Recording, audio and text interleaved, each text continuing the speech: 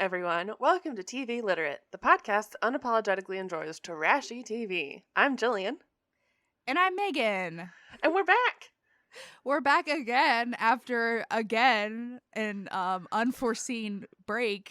Yeah. Because of life circumstances, aka the fundies of Cursed Our podcast, y'all. They totally have. I had to get my entire sewer main line replaced last week, so we were out of our own house, and there was a 7-foot pit of poop outside. No big deal. It wasn't even our poop. It was everybody else's poop coming back to our poop trench. Not the poop pit. Poop trench, poop pit. I don't know. It's like hell, but it's done. It's covered. It's fixed. Thank God. My house is livable once again. Oh, that's what we dream of. And then, yeah, it's just one weird thing after another, and chronic illnesses and depression and all kinds of fun stuff in our way. Insomnia. Oh, severe insomnia, let me tell you. It's been real great around here. But we're back. We're back. Finally. We're here. Thank We're back in God, action. because there's nothing I need more than some trash talk. Yeah. Oh, yeah. It's the only thing that's going to get us through this, y'all. I really think that is true. So what have you been watching lately, Gillian? So we haven't been watching a whole lot because of the house, but also we've been watching a lot of the Olympics because, it's fun. Only happens every once in a while. It's been good, but also it hasn't been as good as like the past few years, I feel like. It's like, I think part of it is that the whole thing when you're watching it, you're just like, these people are going to get COVID. Yeah, no, this Olympics is cursed and fucked. Like, I've been watching it a lot too. I was going to talk about it. That's been like one of the big things I've been watching. I usually love the Olympics, the Summer Olympics. I don't really like not that I'm like, I'm not as interested in the sports in the Winter Olympics than as I am in the Summer Olympics. I'm opposite because Winter Olympics are way more death defying. See, yeah, I get that, but I just really like gymnastics and swimming and diving. Those are like my favorites. So I love diving. Diving is so good. It is. And so I've been watching a lot of that. But yeah, it's cursed because like it doesn't feel like the Olympics. There's nobody in the stands, which like good. I'm not saying there should be. Yeah. But there's nobody in the stands, and it's just like there's all these like weird things going on, and then there's like all this just like I feel like there's so many like cursed things happening in the Olympics. Well, and like so many people are like not allowed to compete because they've had a positive COVID test, and it's like cool that these people just like go to this once every 4 years event that you like. It's the pinnacle of your career as an athlete. Yeah. And then you get COVID, destroy your lungs or heart, and you can't compete anymore. Like, what the fuck if that happens? Yeah, I know. It's like, it's so fucked. But yeah, the Olympics in general, like, it's just, I can't imagine the pressure of the Olympics. Oh my God, no. On anybody. Like, the whole Simone Biles thing aside, like, just like on a regular Olympian who's like, doesn't not have in the public eye. Yeah, doesn't have like she's the greatest of all time, title on her, which like is great and it's probably true, but like phew, I can't imagine. Like, it's just like all of your training has led up to this like moment, and it's just like literally a moment, and if something happens or if you like fuck up, it's over. And it's stressful. Oh yeah.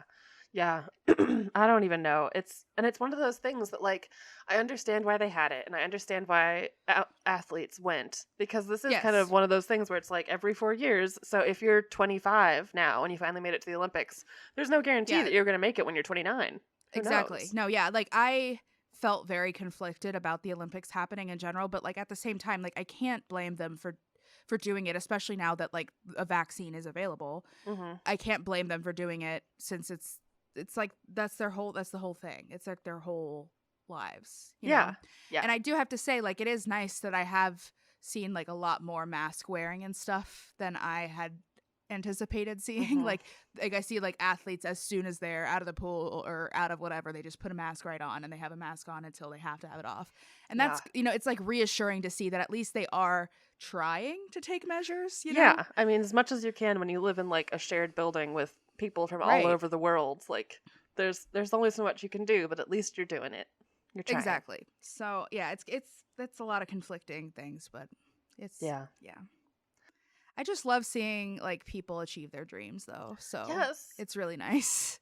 I know. Me and Chris both have been really into the Tom Daley diving stuff. Yes. Oh man, so good. I love a good like redemption story. Oh yeah, always, always.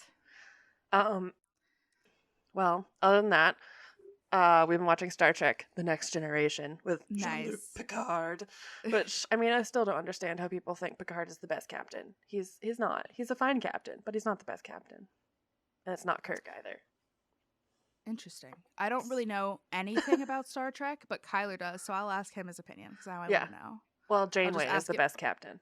Okay, I'll ask him who the best captain is, and I'll let you know what he says. Okay, cool. And then we can decide if I should divorce him or not. That will be.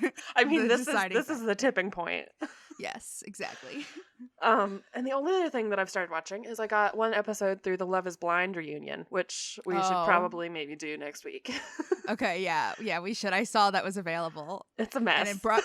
Oh, I'm sure it is. It brought me back to a time because that was at the beginning of everything. Oh my god, yeah, it's so true. It was a moment in time, and they're all like, well, it's been 2 years, and I'm like, oh god, it's been 2 fucking years. God, it has, and that's insane. Just like, it's just insane that the world continued to happen, and that like that whole year and a half really has happened, and it's counted. Yeah, it counted apparently, but I didn't do shit during it. Damn. All I did was work, eat hot chip, and cry. Yep, exactly. Yeah, but that's all I've been watching. What have you been watching? Yeah, so a lot of the Olympics. The only other thing of note that we watched is actually something which is very different from my normal things that I watch because this was a Kyler suggestion, of course. And if you know Kyler at all, you're not surprised, but it's a new Paul McCartney documentary on Hulu called McCartney 321. And it's actually like, it's like a docuseries. It's 6 parts, but they're only 30 minutes each. And it's basically just him and a dude like in a recording studio, like jamming and talking about like inspirations behind certain songs. And it was awesome. And I love Paul McCartney, and Kyler loves Paul McCartney, and it was just fun. So if you like Paul McCartney, I recommend watching that. Man, I've never really had a strong opinion either way about Paul McCartney, honestly. Mm-hmm. See, I have always been a Beatles fan, like my whole life. I was raised on that type of music, and the Beatles were the Beatles were always like one of my favorites of like my dad's music. You know what I mean? Mm-hmm. And so I've always liked them, and I never really had like an opinion on them like individually until I got with Kyler. and then he very astutely told me one day, you're an adult when you realize that Paul is the best Beatle. And that has stuck with me very deeply, and it is 100% true. It's true. So I love Paul McCartney. I've always had very strong negative feelings towards John Lennon. Yes, mood. That's really my only huge like Beatles thing. Like most of the time it's like, yes, I have liked the Beatles my whole life, but I've never really had many opinions about them other than making Ringo jokes. Yeah, everyone, you have to. But yeah, no, fuck John Lennon, for sure. Paul McCartney all the way. But yeah, like Kyler and I, we like our first dance song was Maybe I'm Amazed by Paul McCartney, so it's just like a little sentimental too. That's good. But it was a good documentary. It was fun, and Paul McCartney's cool. He actually just posted a like get vaccinated tweet today. So like that's good. Proud of him for doing what most people are apparently too fucking afraid to do. Is just say get vaccinated, which seems reasonable. It does. Yeah, it's really not that hard. We've been in a global pandemic, if you haven't noticed. Speaking of things that I hate, this will not mean much to you, but okay, there's Selling Sunset news, guys, and it's fucking Chriselle who was dating the guy who was married to the guy from This Is Us, and she found out that he was divorcing her via the press. Oh, nice. On the show? Oh, she was at work and read that she was being divorced. No big deal. This Justin Hartley, who's This Is Us, like, tall white man who everyone thinks is attractive. But no, now she's dating her boss at Selling Sunset, who's this dude named Jason Oppenheim, and he has a twin brother named Brett, and they both are these two, like, 5'2" bald men. Oh, God. The first time I watched this, I was like, are they twins or brothers or are they lovers? Because they're weird. It has to be one of these. There's some type of weird connection between these people. There's something going on. But they're dating, and it's super weird, and I don't like it. And one of the whole plot points of the first season was that Jason was still in love with one of the girls who works at the office named Mary, who just married a dude who's 21 years younger than her. God. And now Mary's like, oh, we'll go on double dates. And I'm like, please, just everyone stop making bad decisions. This sounds so fucking messy. It's so messy. It's going to be a hot mess. I need to get in on this shit because it sounds hot, like hot garbage, and I love that. Yeah, you should watch it. It's all of the best parts of HGTV where you get to see really ridiculous homes, but then you get all of the drama of the realtors behind it. Yeah, that's good. I like that.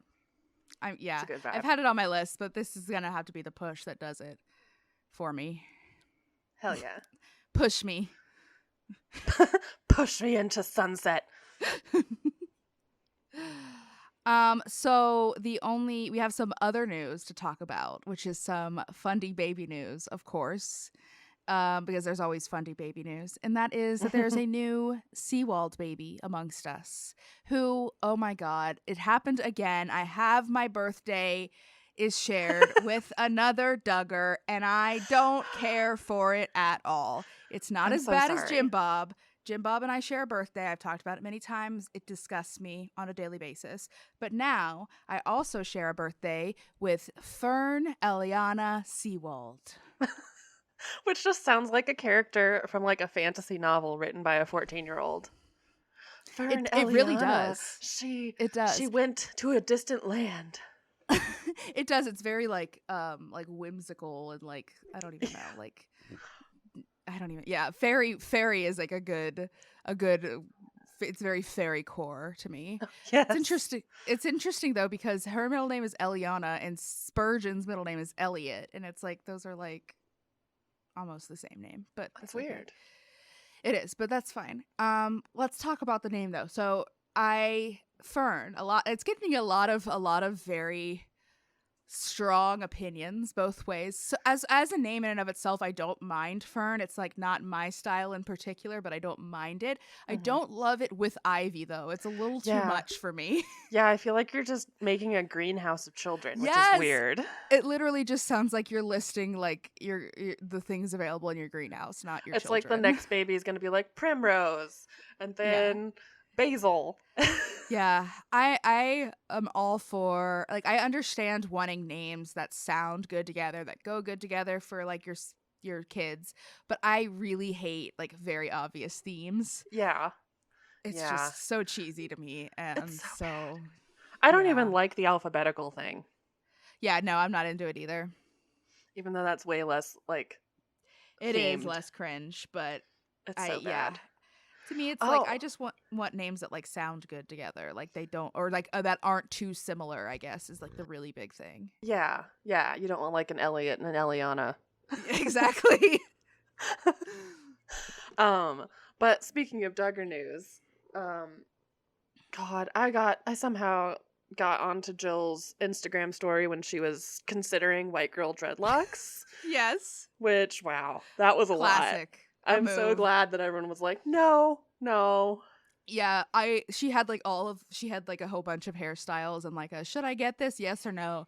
And I only voted on that one, and I only voted no on that one. I didn't vote any other one. I don't care what you do, just don't do that. Yeah, just anything but that. And then of course it was the one where she's like, I really want to do this one, and you're like, honey, please stop. No, please don't turn into a festival person. God, no. That would be Jill, though. It, like, fits the, like, I don't even know. She's going so crunchy. She's gonna over-crunch. Crunchy, but still completely unaware. Unaware, crunchy, ignorant, crunchy. Yeah. Yeah, dumb crunchy. Dumb crunch. It's that thick, dumb crunch. The dumb crunch.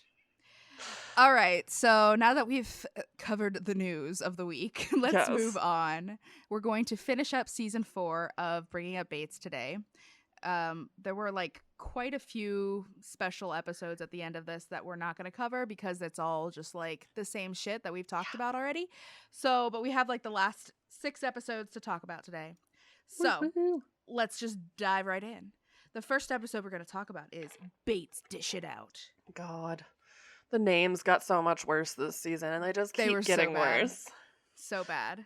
So This episode starts out with Chad working on his plan for a toddler bed, which he is making for Bradley, for Zach and Whitney.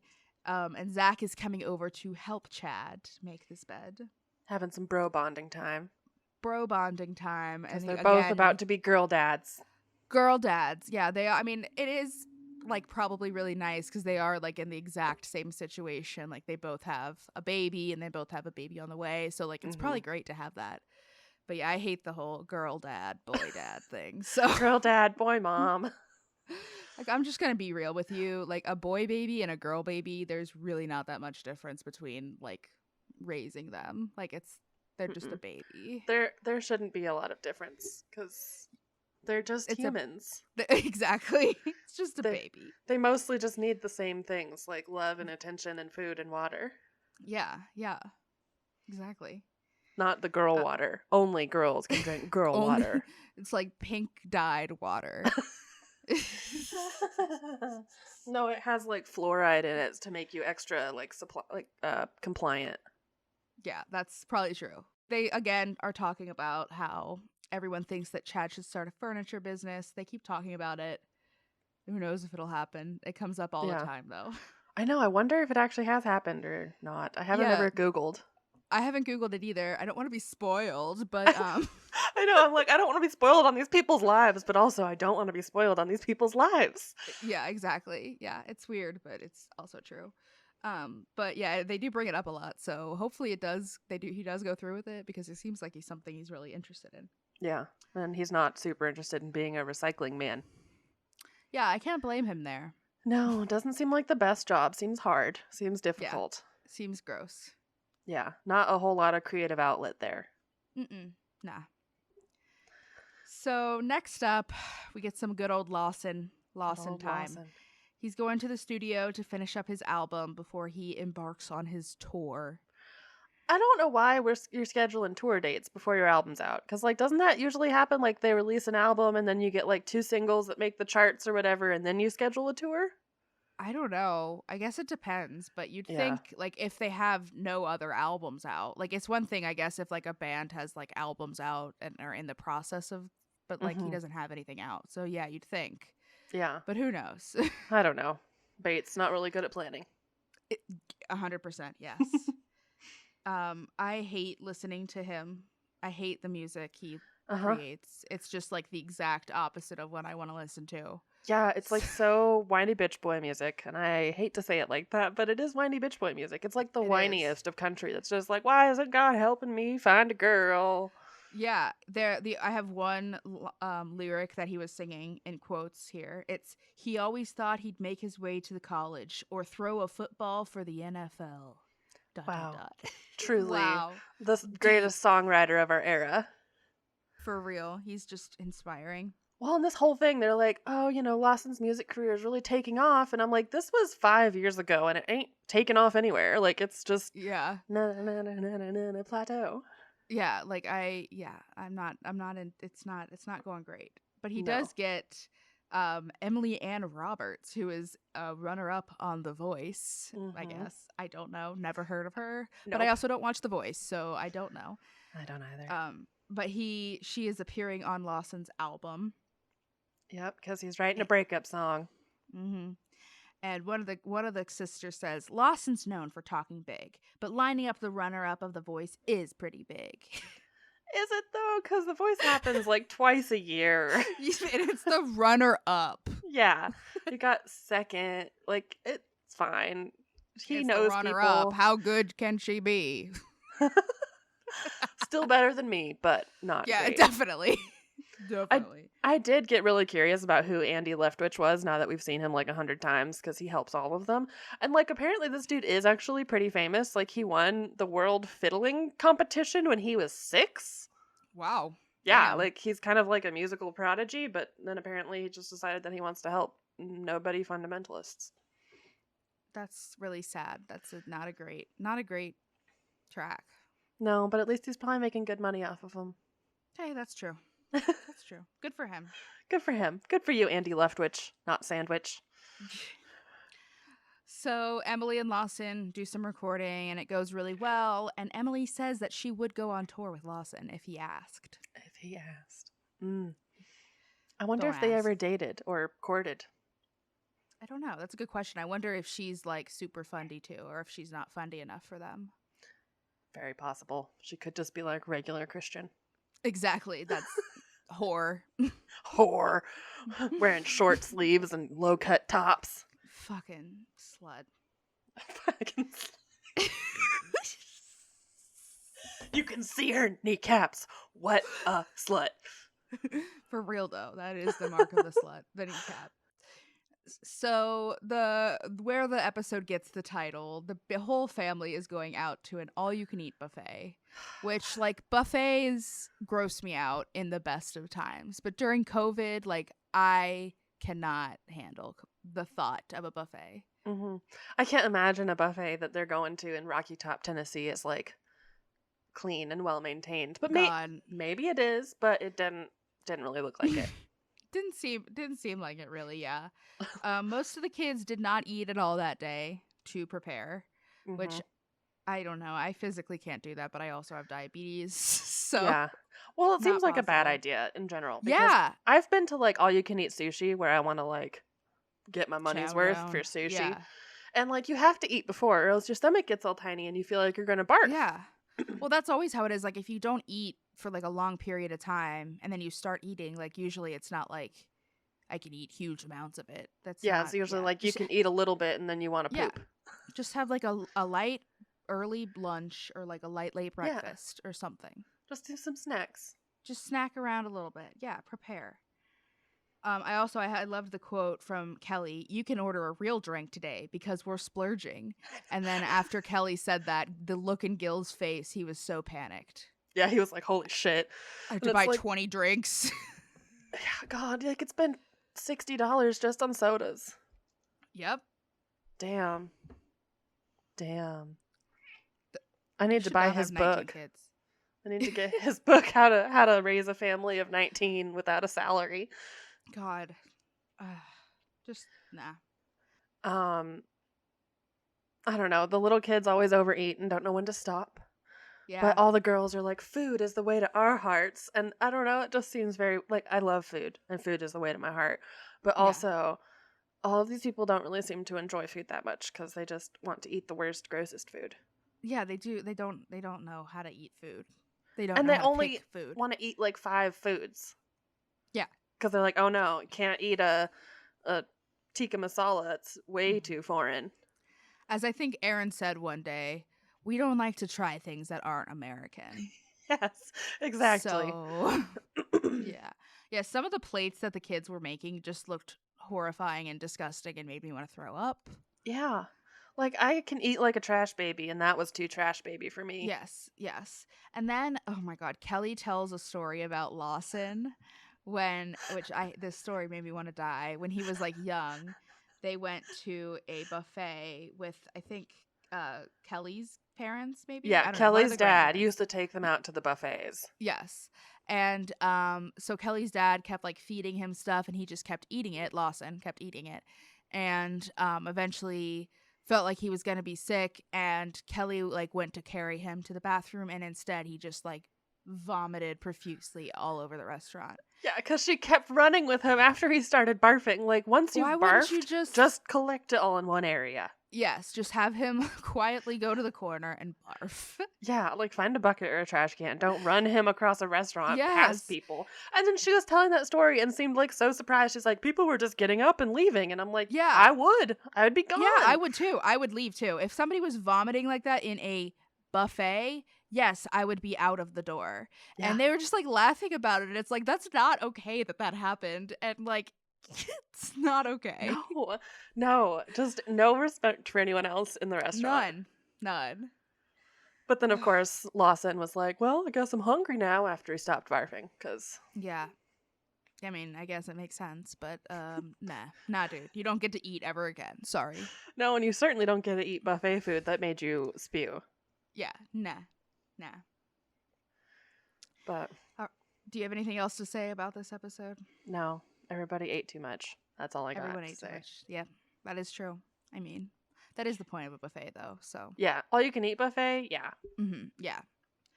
Okay, so the next episode is like the worst title of all of them, which is You Can't Spell Paintball Without Pain. Oh my god. It was just this whole episode was just so many bad decisions all in a row. Yes. So, of course, one of the big milestones in the Bates boys' lives is going on their first tree job, like where they get to use the chainsaw and actually get to do something other than like dragging brush around. Which is funny because like they're like, oh yeah, you can use a chainsaw and all these heavy machinery because you've turned 14. Yeah, like that's just magically you can use a chainsaw. Yeah, like I could see like 16 or 18 because you've become like a larger person who can handle kickback and whatever. But like 14 is a very young age for chainsawing to me. I completely agree. So it's Jackson's turn because he's turning 14. And so the first thing he does is he goes off and he gets his first pair of good work boots, which is every boy's dream. Baby's first Timbs. And then he gets to go and he gets baby's first chaps because they use chaps so that you don't fucking like castrate yourself with offshoot from a chainsaw. I mean, that's fair. That's reasonable. That's like the most safety equipment I've ever seen them use. I know, right? Oh God, can you imagine? I'm sure that they have made they meaning mostly Gil, has made some horrific safety decisions when it's come to tree jobs. Like just based on how everything has ever happened with this family. Okay, I don't remember if it was this season or the end of last season. There was one where one of the bigger boys was up in the tree tied to the limb and then he was hanging upside down with the chainsaw just with the rope around his middle, and I was like, yeah. No. Reminded me of that old TikTok, come with me and you'll be in a world of OSHA violations. Yeah, good time. No, yeah. I truly don't know how all of the Bates are alive. Like, just don't know. I don't know. Maybe God is real. Oh, God, don't say that. Gil and Kelly talk about how they want their kids to learn every skill possible before they leave the house and get married, which I mean is fair, but the problem is like all of the skills that they get taught are just based on if they're a boy or girl. Like the boys get to go on tree jobs, the girls get to cook or like stay home and clean or learn to sew. And it's like if they want them to learn as many skills as possible, then why don't the boys learn to sew? Why don't the boys learn to do these things? Why don't the girls go out and help with tree jobs? Yeah. I mean, I'm sure there are some things that smaller people can't do with tree jobs, but there are probably things that, I mean, the little boys get out and drag brush and stuff like that. Why can't the girls do that too? Yeah, exactly. But no, as Kelly said, it's that he gets to, Jackson starts getting to do more of the man's work, which I loved that she did the air quotes too. Yeah, it's like, wow. This is bullshit. Yeah, y'all are smart, but dumb. Yeah. Yeah, I don't know. The tree job goes fine. The boys save some baby bunnies under a tree that they're destroying. And the quote from Nathan here is, I don't know a whole lot about bunny rabbits, but I know it's not good for trees to fall on them. I know. I was like, well, that's the smartest thing Nathan said this season. Truly is. But of course, then they all pose for photos with the baby bunnies. Yeah, of course. I mean, I guess you have to do that. I mean, I get that. I would definitely take a picture of the bunnies. For sure. But Jackson does a great job on his first day. Gil cries, of course, because Jackson is not a kid anymore. It's very sad. He's a man now that he's 14 years old. I'm not even going to lie. I didn't even know Jackson Bates existed before this episode. So I think I only remember him from earlier where he was like in the car or something with one of them and was like screaming along with Kelly, but I don't really remember. Yeah. He's one of those middle boys, like the ones that really get lost. The lost boys of the Bates family. Okay, so next up, Erin has always wanted to make a lullaby CD, and she has decided that now is the perfect time since she has Carson and she's pregnant again. So the parents come over to Erin's house, and Erin plays some sample lullaby music for them. I did think it was very funny that apparently when she's practicing at home,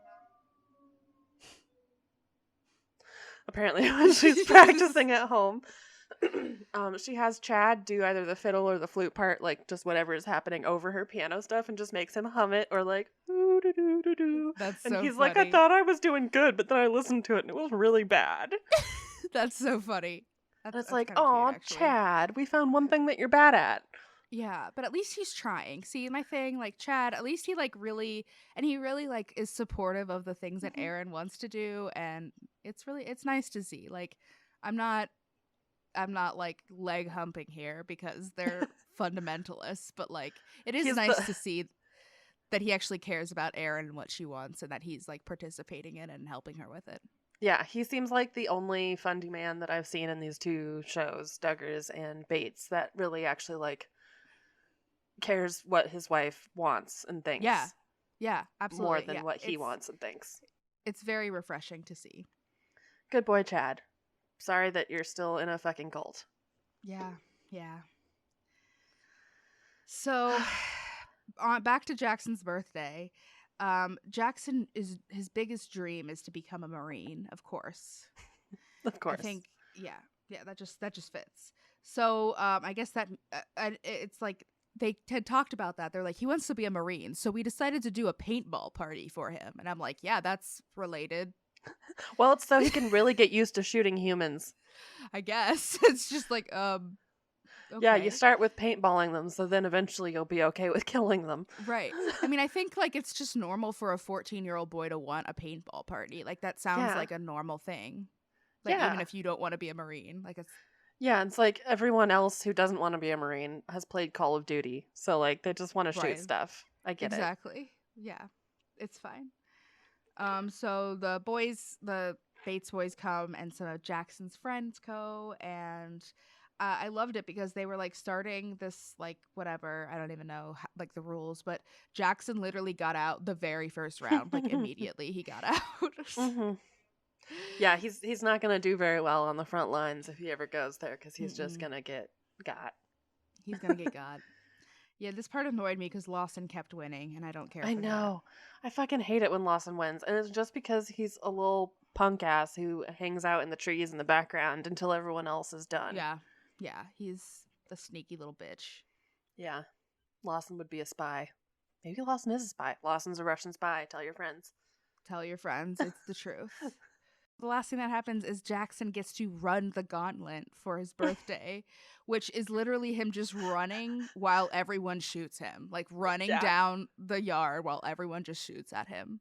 Great birthday present. I know. It's so funny. It's just so funny. It's like if you decided to have a birthday party with a piñata, but the birthday boy was the piñata. Like, yeah, for real. It's so weird. Like, oh, yeah, beat me up. Shoot me. Happy birthday. And then they shot him in the neck, so it was in between the mask and the outfit they wear, which has to hurt. Yeah, and like the neck too is like it's like a sensitive. It's like not a place you want to get hit. No, they should really put like neck guards. Neck guards, yeah. I'm just imagining like dog cones. Yes, exactly. All right. Yeah, that was a super exciting episode talking about being 14 and a man. Oh, nothing better. Nothing more terrifying, actually. God, I hate 14-year-old boys. I'm so sorry. Yeah. Honestly, just 14-year-olds in general, but boys in particular. If you're in middle school, don't talk to me until you're out of high school. Yes. Or at least like 16. Yeah, sophomore year, you can like comment on a post. Mm-hmm. I'll allow it. I'll allow it. I won't immediately delete it. All right. So the next episode is called 3 Pointers and Puppies. So Carlin and Josie are going to do a tour of Crown College, which is where Tori goes, and try to figure out what they want to do, if they want to go there. Yada, yada, yada. Carlin says she wants a music degree, and Josie is thinking of cosmetology.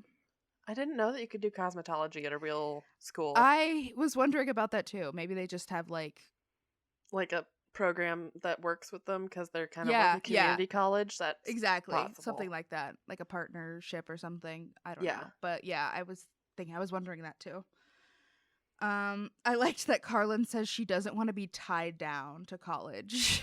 Which, what does that even mean? College is only so many years. It's not Yeah. like a permanent thing. And she's been doing a lot of her courses online. Yeah. Yeah, for real. So, Like, it's you really just not. get Yeah. to And do like, homeschooling more. right. And you can also like take only a couple classes, or like if you need to take a semester off, you can take a semester off. Like, it's not that hard. Yeah, and all of them just get associate's degrees, so that's 2 years. Yeah, like just say you don't want to go to college, Carlin. Yeah, which is fine. You don't have to go to Yeah. college. You're Yes. probably not going to have a job, so you don't have to do anything. Right. Like, I don't, yeah, I'm totally, like, if you don't think you want to go to college, like, don't go to college just because you think you have to go to college. It's not worth it. Preach it. Oh, in this scene, Carlin was wearing her tattoo choker again, which, again, I know, like, it's so sultry. It's just a little too much. You look a little, you look a little Mary Magdalene. Yeah, come on, Carlin. Tone it down. But yeah, of course, she's like, I don't want to be tied down to colleges because I go traveling for conferences. And I'm like, oh, don't. Also, like, how often, like, I mean, I'm sure that, like, even if they're, like, every couple of months, like, that's still probably not enough to be, like, make it so you can't go to college. Well, the Bates family, they can't plan ahead. So, like, it's not like she could actually do the work for that week that she's going to be gone at a conference beforehand. She can't. Yeah, you could never read ahead the syllabus and get ahead and work. You could never do that. Nope.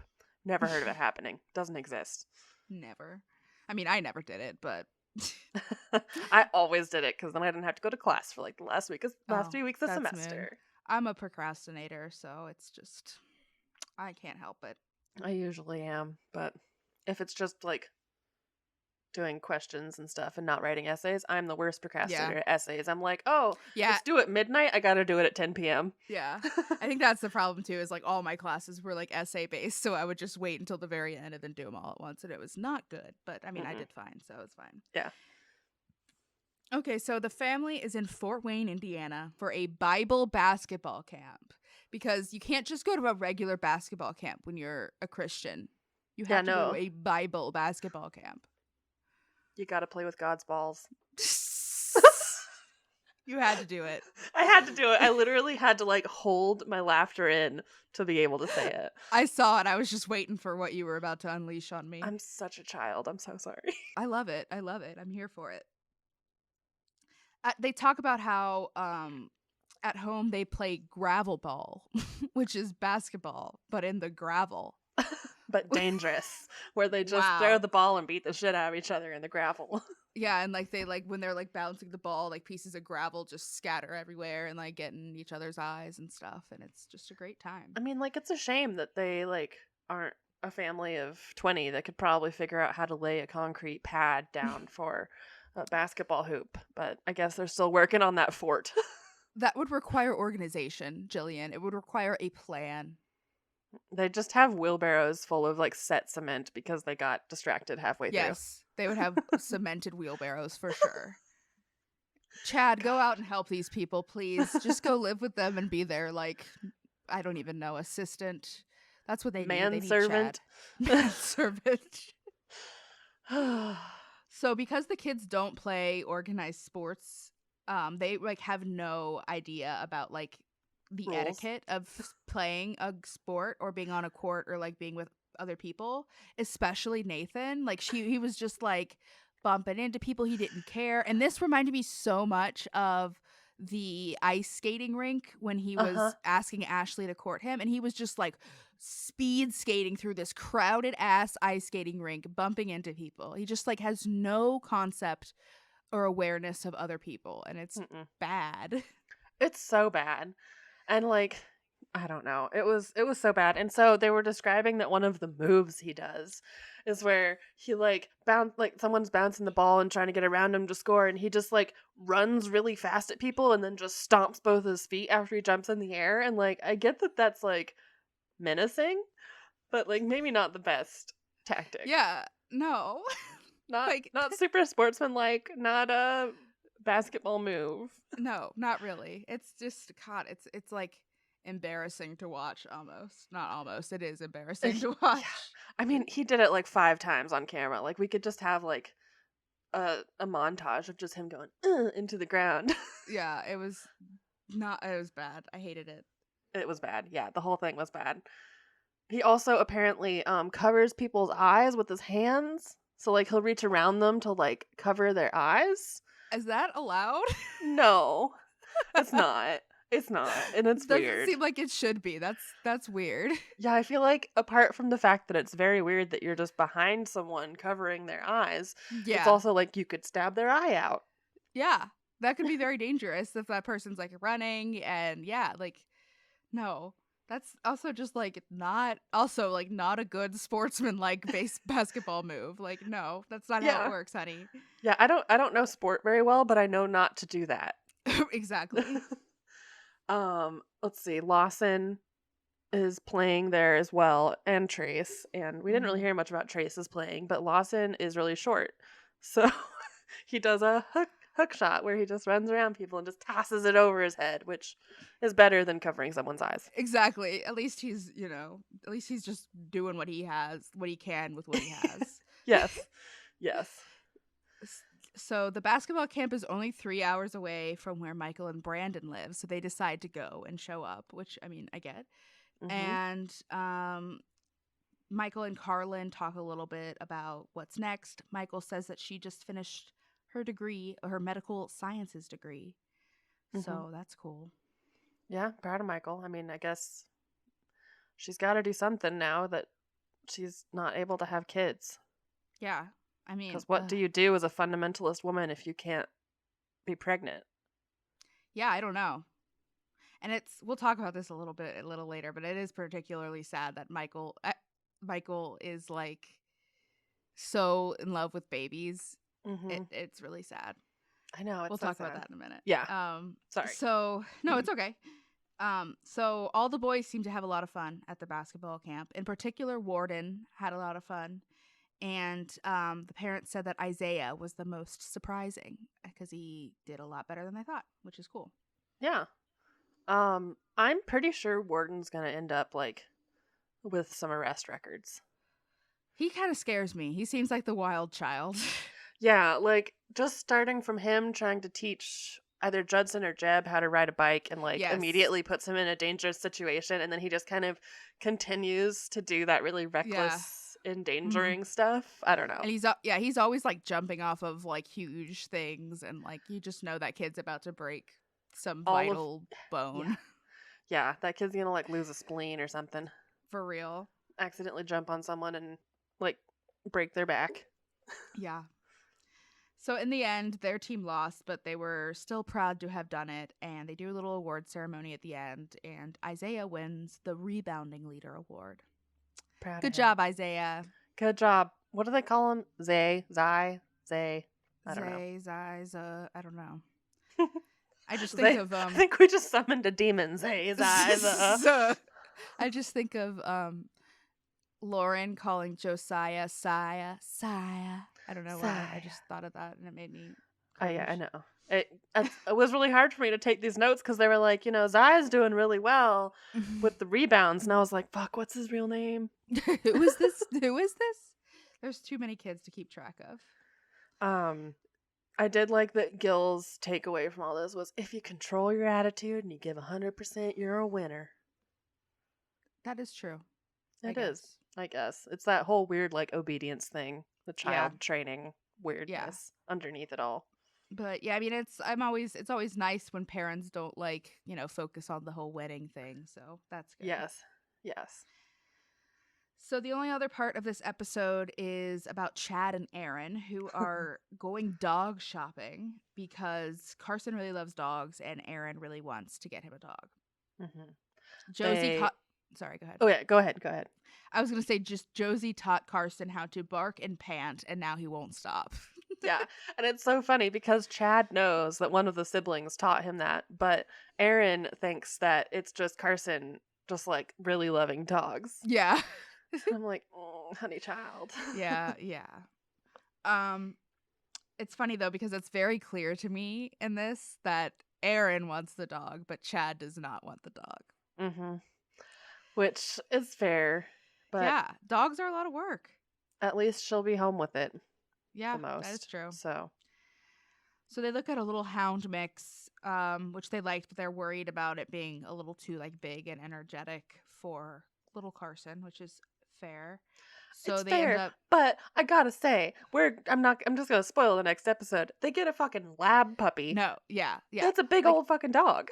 yeah, no, if that was a concern, then they should have gotten a completely different type of dog, or like an older dog, or waited until the baby was not a baby anymore. Get a fucking chihuahua, something Yeah. little. Yeah, there's yeah. They end up not getting the dog and not even sure that they want a dog anymore. So, but spoiler alert, they get the dog later. Yep. All right, do you have anything else to say about this one? No, I do not. All right, we're going to go into some baby birthing. Some baby birthing. Baby birthing. We're going into Meet Casey Lynn Bates. No. I don't want to. I don't want to meet her. She's a baby. She doesn't know who I am. So Whitney is due with Casey Lynn in just a couple of weeks, and they're very excited. They're doing a maternity photo shoot, and just like the outfits and everything they were wearing, it was like so 2016. It brought me back. I mean, I hate that this word has become so many things to me now, but God, it was so fucking chuggy. It was very chuggy for sure. It was the live, laugh, love of outfits. Definitely. Whitney says that this pregnancy has been a lot easier and she's had a lot more energy and been less sick. So that is nice. Girls are better. Yeah, that is true. And they've been trying to prepare Bradley for his little sister, but he's literally like a year and a half old. So I mean, there's only so much you can do. Yeah, he's not going to understand until you bring the baby home, and then it'll probably take him a while. And even then, yeah. You might find her in the trash can occasionally. Yeah, it might happen. Yeah, it'll be fine. Just keep an eye on it. Yeah. Yeah, so they've been trying to prep him for his sister, and Zach's all like emotional about this because Zach really liked having Michael when they were little because they were like thick as thieves. They were basically the John David and Jana, but just not the same embryo. Right, exactly. But I mean, close enough that it doesn't even matter. Yeah. I mean, they were less than a year apart, which is intense. Nuts. That means she got pregnant like right away when it was like okay to have sex again. I just give your body a break, guys. You're breastfeeding, you're nursing a child, yes. You're like trying to recover from postpartum shit. Right. Like just give yourself a year. I mean, postpartum in and of itself is like a whole like hormonal change and a whole like, you know, your body is adjusting to being back to not being pregnant. It's a whole thing. It's like, it's part of the process. And when you get pregnant immediately after, you're not giving that, you know, you're not getting that process out. It's not good. God, that must be wild on your hormones. Yeah. On a different note, AJ is back. I just don't know why they keep trotting this kid out, this poor kid, and exploiting him. It's just like, this kid's gonna die of brain tumors, and he's had so many surgeries and chemos and shit. Yeah, like, and I think I've said this before. I'll say it again. If seeing Lawson, if doing stuff with Lawson makes this kid happy, absolutely 100%. I think it's great that Lawson's doing it. I think it's great, you know, that he's getting what he wants. But why the fuck does it have to be on TV? It feels so inauthentic. It feels so slimy. I hate it. Yep, 100%. And it's like it felt doubly so in this one because like AJ's dad seems to be pretty like chill and fun with Lawson too, but AJ's mom and sister also came and just looked like they were having the worst fucking time. They did. They looked so awkward. Yeah, and it's like they don't know these people other than that Lawson came and sang to them, and then they go for this fishing, and it's fucking pouring in the middle of probably summer in Tennessee. Of course, because it's gonna be raining randomly throughout the day. Yeah, they looked really. It probably like the TV cameras being there made them uncomfortable, which I get. But yeah, it's like, then why does it have to be on TV? Exactly. Like, why can't everyone be comfortable and you not make money off this child? Exactly. It was bad. I just hated this. I mean, I was glad that AJ seemed to have a lot of fun fishing. He catches a fish right away, which is nice, but like, just didn't like this part. Just don't like it. Just don't like that they're putting sick kids out there and being like, look, we're just going to take them fishing and not like, we're going to make a wish or do anything like actually useful for them. Yeah, whatever. right. Whatever. We'll move on. So Whitney goes to the doctor with Bradley to get an ultrasound. Zach has had to work a lot more this pregnancy, so he hasn't been able to go to all the doctor's appointments, which happens. Yeah. Everything looked really good with the baby's heartbeat and the actual baby, but the problem is that she is breech, which isn't like a big problem. It basically, if you don't know what that means, when the baby is about to be delivered, the baby's head needs to be down and feet need to be up. But when it's breech, the head is up at the top. And she didn't know what breech meant. I know. I literally wrote that. I was like, so all they do is learn about pregnancy and like how to be a good mom and shit. They just don't know what any of it is. This is her second pregnancy and she doesn't know what breech means. Like, what the fuck? I know that I am more knowledgeable about like pregnancy than most people who haven't been pregnant are, because I'm very interested in it. But like, that's like one of the first things that's a very common thing that you hear about when you were researching pregnancy. Yeah, they've been talking about breech babies for hundreds of years too, because it's always like, oh, well, we got to try and flip this baby around so its head's not stuck in your coochie. Yep. Good thinking. Like, I don't know. It's insane and wild. And I don't know. I was a fussy baby. I was upside down and breech. So I was trying to come out like ass first. Hell yeah, you would. I would. I'm just like fart on the way out. I'm just like, what's up? Yeah, that's how you want to enter the world. I mean, let's be real. Yes. So the plan is to just wait a little bit. A lot of times the babies will just kind of naturally flip themselves, and if not, the doctor will try to flip it herself, or she will need to have a C-section. Mm-hmm. Which, I get being afraid of surgery and C-section and stuff, but like, it's really not that they're afraid of. She's just like, oh, well, then I'd have to have another C-section and I couldn't have natural childbirth. Yeah, and it's like, okay. Yeah. That's fine. Yeah. Like, at least you'd have a baby. Yeah. Your end goal is just to have a healthy baby, so. Yeah. I don't know. So Zach and Whitney are working on the shared nursery / Bradley's bedroom. And they are trying to look for coordinating bedding that is still different, because they're different. They're boy and girl. They can't have the same exact bedding. Girls can't live in blue rooms. No, just awful. They decided on gray for the walls, which was genius. I mean, at least they decided on gray. They also suggested red. Never paint a room red, honestly. Yeah, there's nothing good that's happening in a red room unless it's like a sex dungeon. Yeah, it definitely has very, very intense vibes, and they are not nursery vibes. I will tell you that. No, and it's like, you can't do a light red. That's just pink. Yeah, that's pink. So what the fuck were y'all suggesting? Gray is fine, thankfully. They also talked about painting half the room blue and half the room pink, which is just dumb as hell. But at least they probably wouldn't have to change it then. They could just shove all of the boy babies to one side and shove all the girl babies to the other. There you go. God, they're so dumb. They are. They go and get the paint, and Bradley gets upset as per usual because Bradley is a small child, and they keep taking him around like loud, heavy things, like paint shaking things. They're like, meh.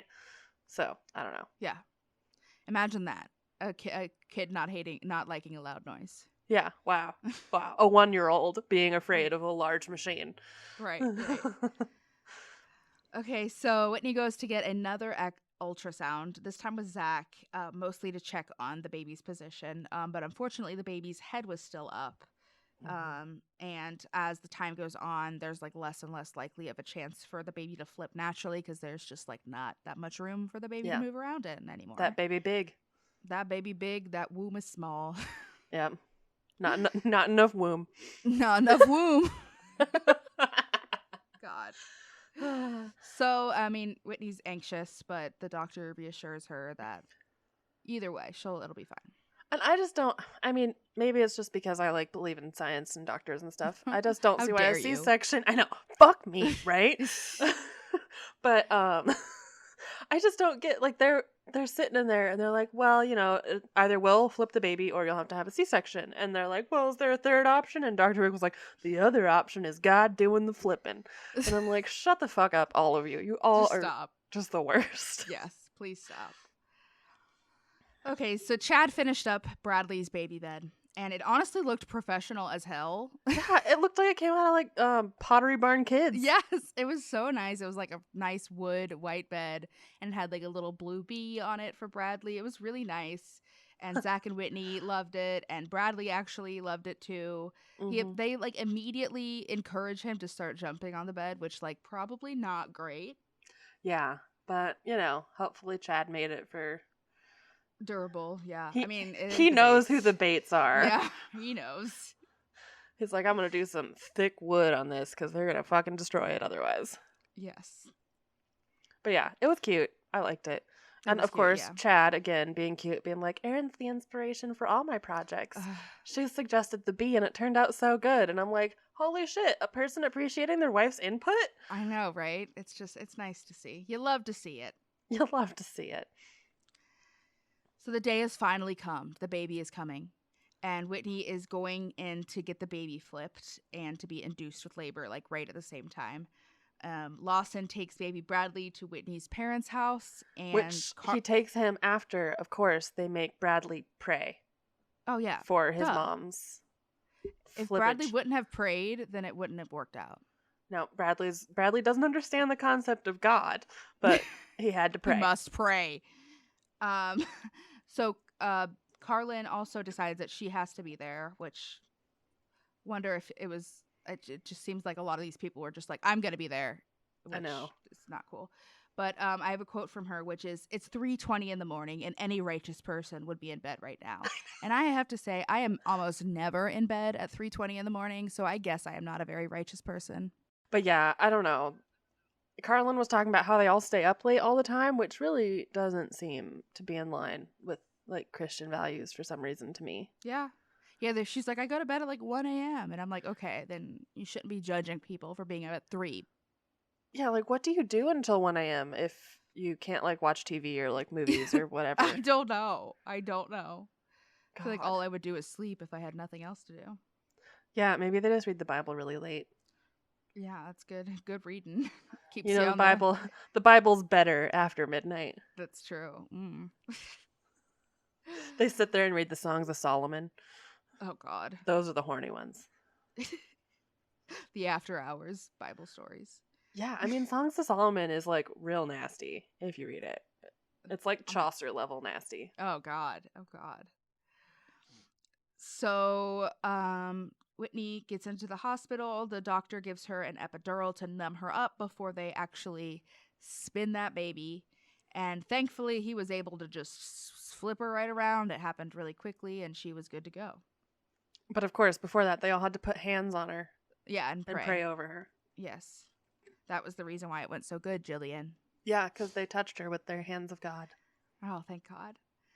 And so then after all that happens, the doctor breaks her water. And yeah.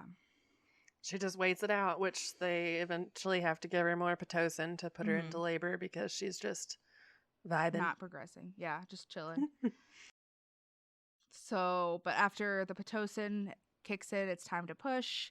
The labor was longer than Bradley's, but still very smooth and peaceful.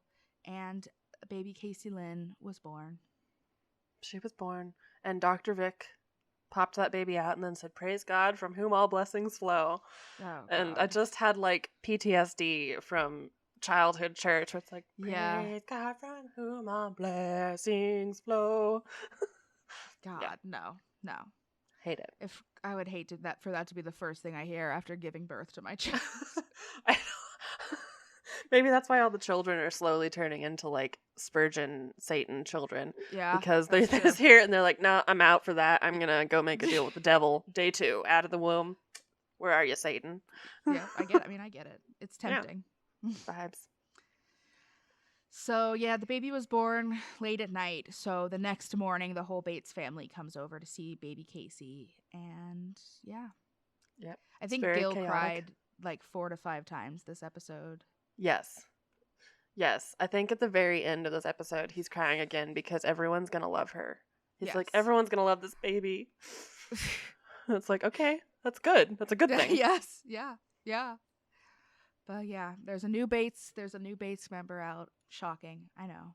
Yep, and a true Bates because it's from the man Bates. A true Bates, not ain't a fake Bates. Ain't no Payne or whatever the other last names are of the other men. Chad Payne, I think.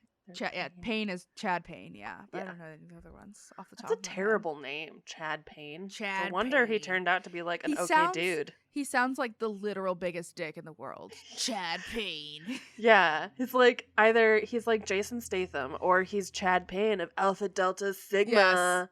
Yes. Yeah, just no thanks. Yeah.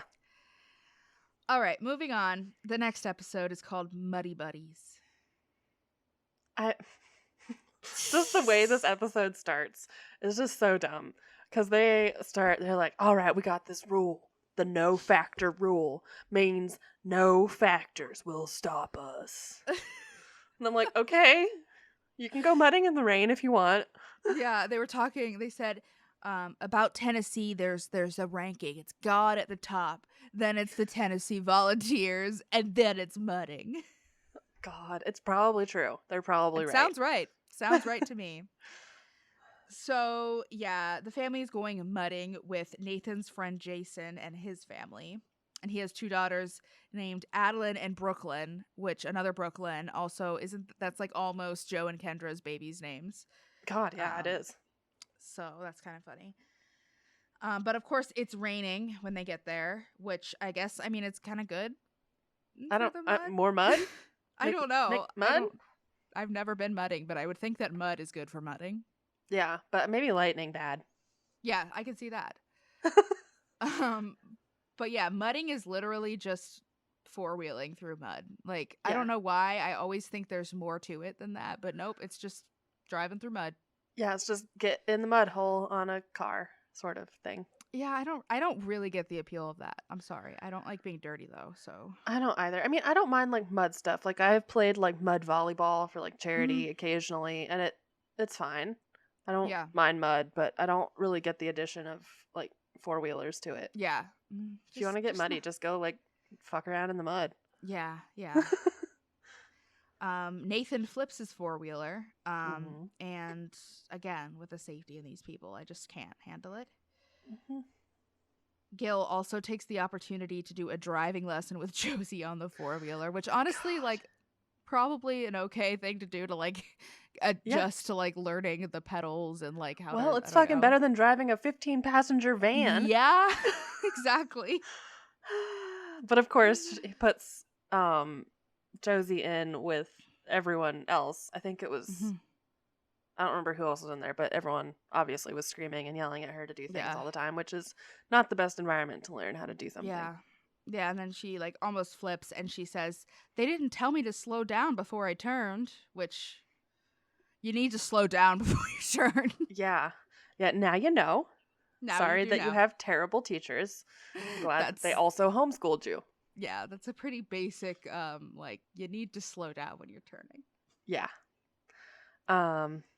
Tori talked Kelly to riding on the 4-wheeler, which, of course, Kelly never has a very fun time with any of these things that they make her do because she doesn't like to do dangerous things, which is understandable.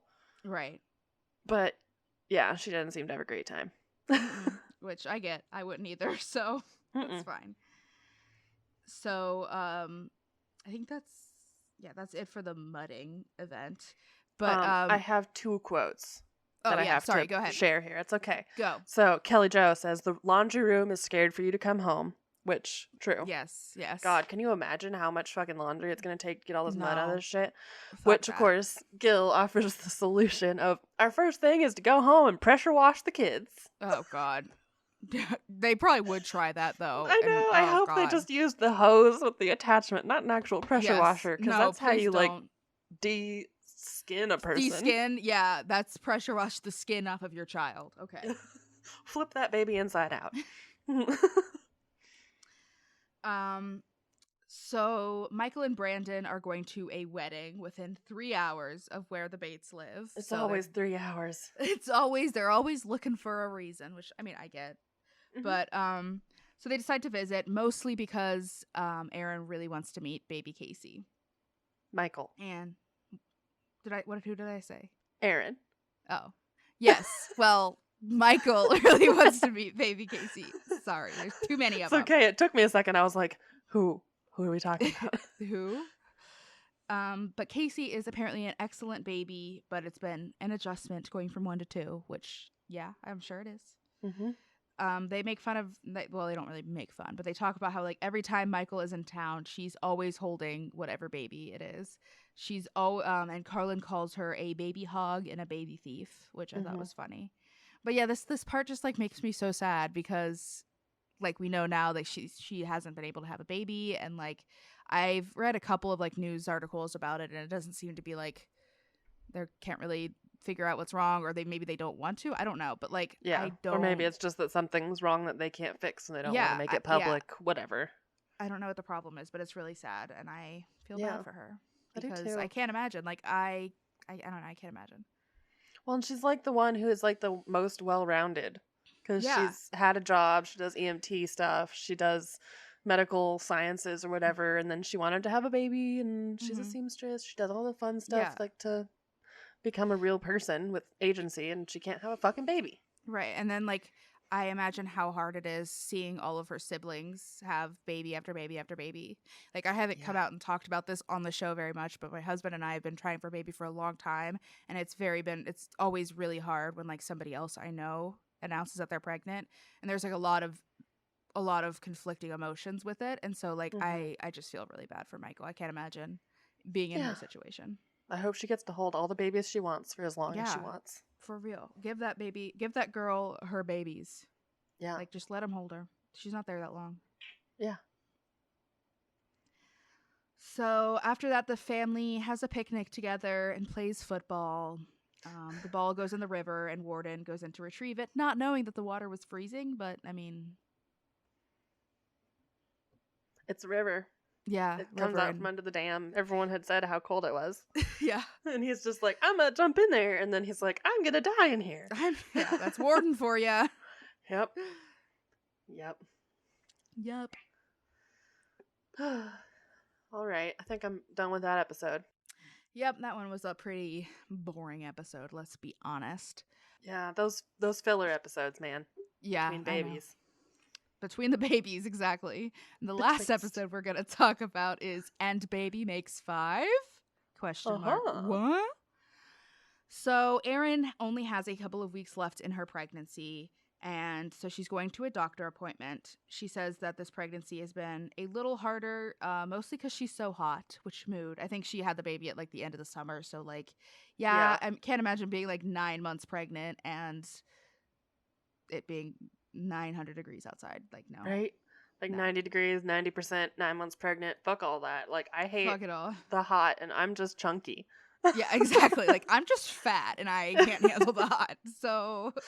Yeah, don't want to be growing an entire new human inside of me as well. That seems labor intensive. Yes. Erin says that she's mostly concerned about being guaranteed an epidural, which, like, I totally get in her situation. Yeah. If you'll remember, with Carson's birth, she had a placental abruption, and she basically was, like, rushed to the hospital and delivered immediately upon being there, and it was awful and painful and horrible, and she couldn't get an epidural because she was already her baby past the point. Yeah. That baby was coming out one way or another. Yeah, so she's very clearly traumatized from Carson's birth, which, like, I get. And very reasonable. Yeah, I think she's being totally reasonable and being like, bitch, you better give me my epidural. Promise me I will be able to get an epidural.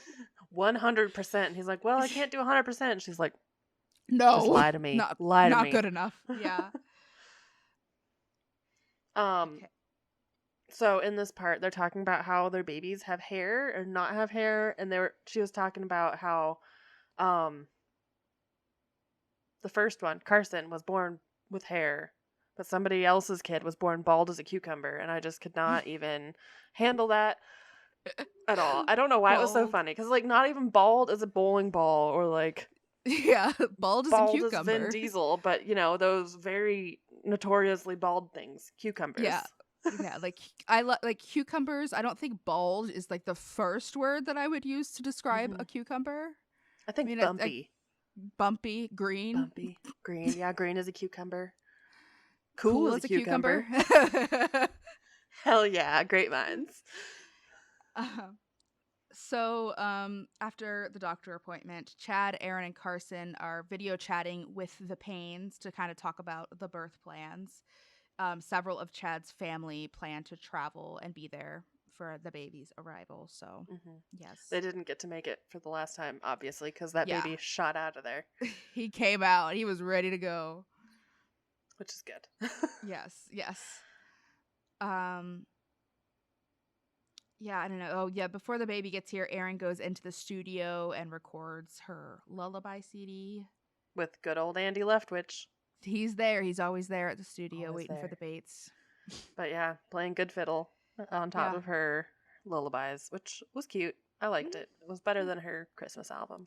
Agreed. But I mean, I love Christmas, but I don't really like Christmas music that much, especially not during Christmas time. You know what I mean? Like, it doesn't appeal to me unless it's like cold and dark outside and there's Christmas lights everywhere. Then I get. I'm also just not huge into like old Christmas tunes. Like, I want to listen to like Last Christmas by Wham. Yes, exactly. I want to listen to Merry Christmas, Happy Holidays by NSYNC only. Yes. I just want to listen to the Love Actually soundtrack for Christmas. Right. Yeah, I didn't really have a ton else to say about the lullaby CD. I feel like that was kind of like a passing moment. Yeah, it looks like it went well and she's done with it. Yeah. Check.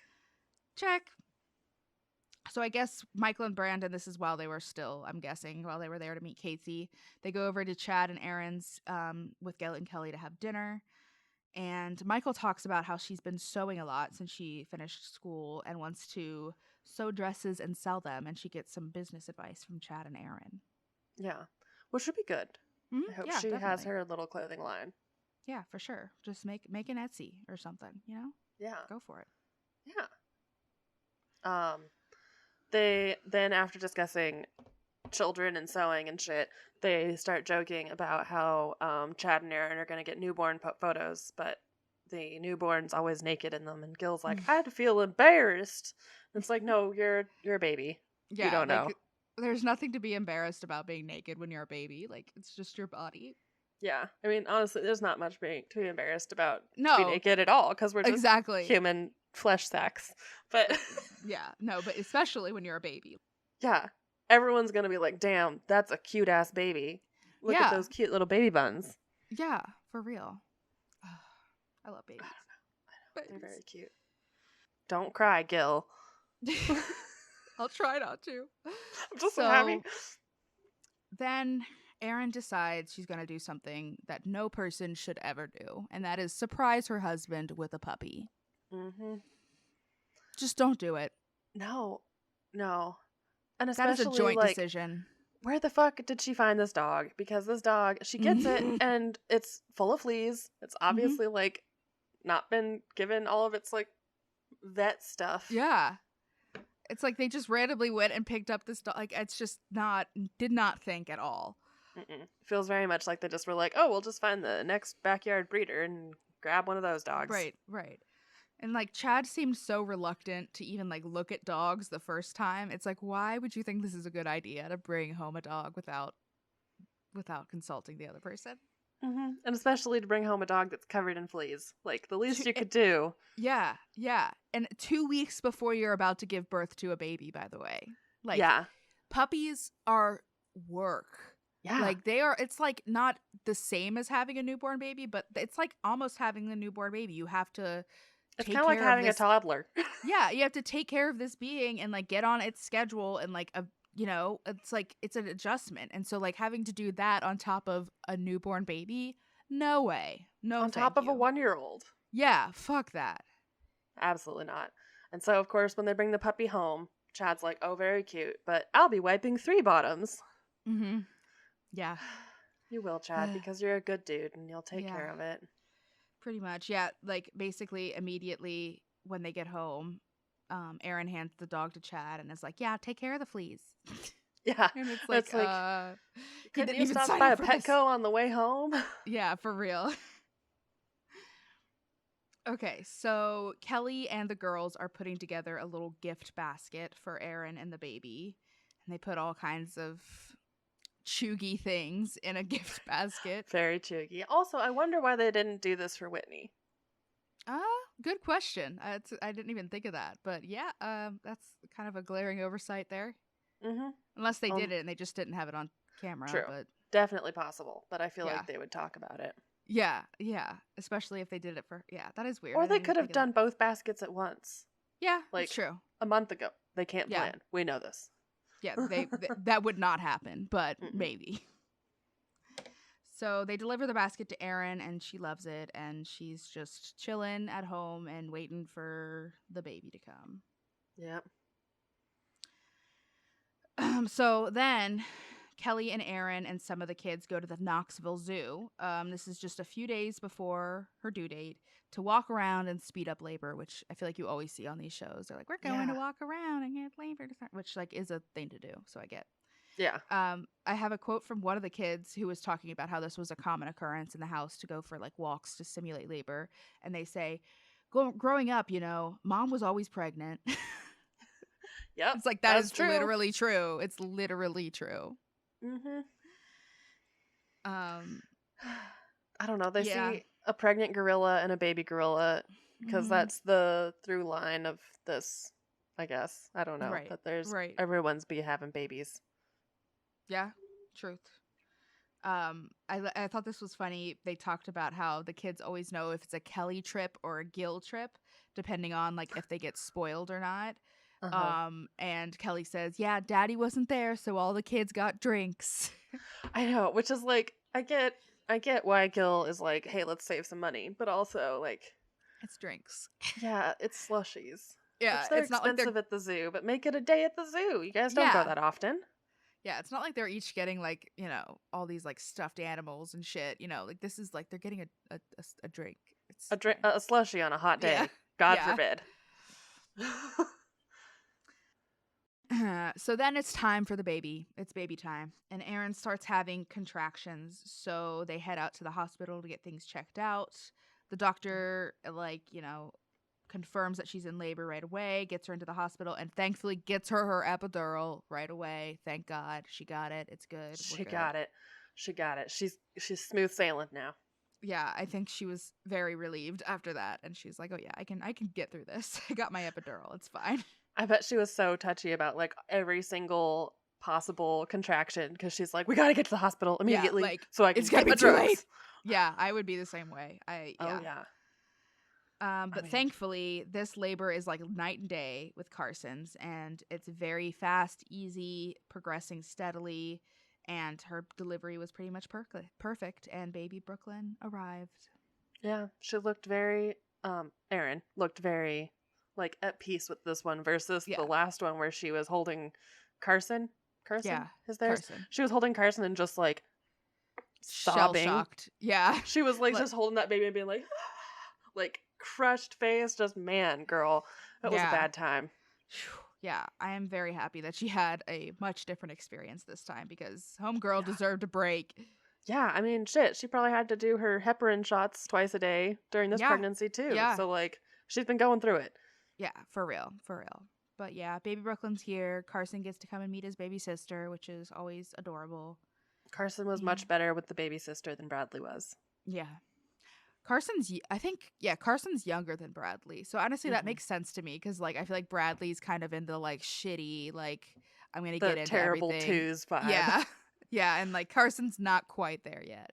Yeah, he's just also still a soft baby. Just a little BB. Little BB. But yeah, that baby was cute. Brooklyn was cute. Mm-hmm. Big wide eyes. Yeah. Another Bates is born. Brooklyn Bates, that's not her name, but yeah. Yeah, Brooklyn Payne. Brooklyn Payne. Which is a paintball. Brooklyn Payne is like a pain clinic in Brooklyn, which is kind of close to Brooklyn Praise, which is the church. And also, yeah. Brooklyn Praise and Brooklyn Pain. They're right next to each other. I don't know. Why is everyone naming their children after cities? We're going to get Toronto Bates soon. Toronto. Fucking goddamn. Calgary Duggar. Calgary Duggar. St. Louis Pain. Albuquerque Bates. Albuquerque. All right, but I think that wraps up season 4. Yeah, season 4. Bates. We've done it again. We did it. We done did it, y'all. Even though the Bates have cursed the podcast and hope that we wouldn't do it, we did it. Now they've we wouldn't done did it. Done getting gotten. We done did it. Did done. done. But if you have anything that you'd like to say about this episode or any of our other episodes, if you have any take on Jessa's new baby name, or if you have any tips on how to break a curse from your podcast brought on by fundies, send us an email, tvliterate@gmail.com. We would love to hear from you. And you can find us everywhere on the internet. We are on Twitter, Instagram, Facebook, Tumblr, Reddit. We're everywhere. We're just there all the time. So if you see anything fun or see anything interesting or new or whatever, send it along to us. We always enjoy talking to you guys. And if you want to help support the podcast, you can leave us $1 or $2 over at our Ko-fi coffee. I don't know how to say it still. I'm so sorry. All I can think of when I look at it is Coney 2012. Oh, God. But we are at ko-fi.com/TV Literate, and you can drop us $1 to help with our hosting costs. But, we'll also, if you have, we would really appreciate it. And if you have a moment, you can leave us a review and let us know how you're liking the podcast. And we will see you guys next week, barring any other crazy, unforeseen incidences, with another episode. Pray for us, Lord Pray Satan. for us. Bye-bye. Bye.